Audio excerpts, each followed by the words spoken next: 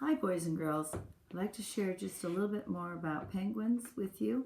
And the first thing we're going to do is we're going to take a look at our globe.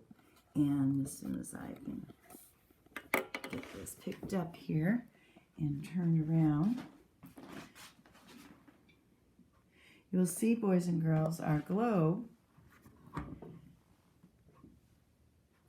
And we have our northern hemisphere, and we have our equator, and then we have our southern hemisphere. Now, boys and girls, if you remember, when we talked about the polar bears are up in the Arctic area.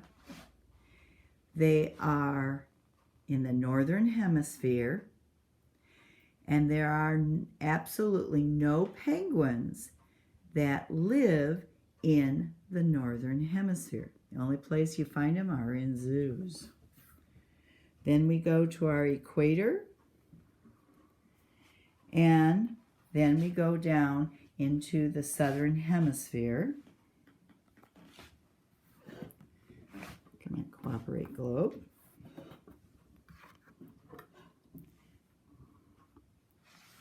And then, boys and girls, down at the South Pole, we have Antarctica, and that is where you find some of the penguins, but all penguins are found in the in the southern hemisphere. I have another map I'd like to share with you, and this map shows exactly where the penguins are found. If you take a look, our map key, there are three colors: red, white, and blue. So if we take a look at our key and we take a look at our map, we will see that that red line that divides the map there, that is our equator.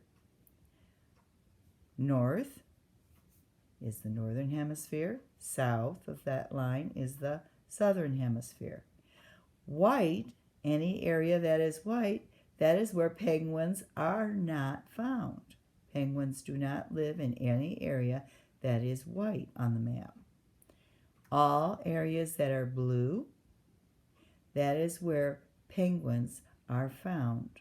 And as you take a look, all the blue areas are below the red line, so it is south of the equator. Now, here we see our friend, the emperor penguin, and at the feet of the penguin, you will see there is an egg. Now, some of you might have seen that egg at school. I know Dominic picked it up. At that egg, as we can see, boys and girls, this is the actual size of an emperor penguin egg. And if you lifted it, it's about a pound, and that's the exact weight of the penguin's egg.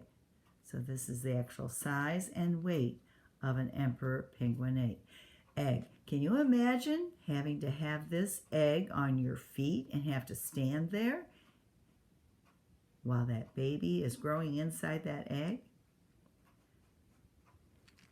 Now, the last thing I'd like to share with you, I'll put you back up here. And this is a really cool site that you can go to, boys and girls. And it's aquarium, aquarium.co.za. And if you go on that site, boys and girls, you will see 26 different types of penguins. Really, really cool. Now, I'd like to share with you just a couple of my favorites. The first one that I really think is a cool penguin, and you boys I'm sure will think it's really crazy. Look at that hair. Crazy hair. This is called a rock hopper. And this penguin hops on rocks. So this penguin is called a rock hopper, and it's found in the southern hemisphere. Another penguin I'd like to share with you, and we've talked a little bit about this one. This one is an Adelie penguin, and this penguin is found in Antarctica along with our friend the emperor penguin. This is the penguin that builds his nest using pebbles that they find.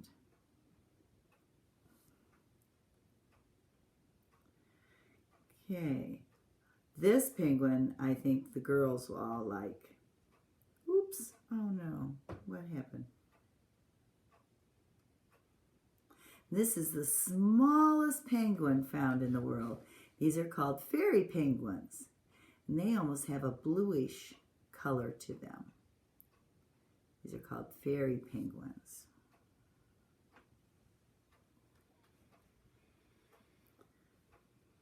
Okay, now my phone's not working.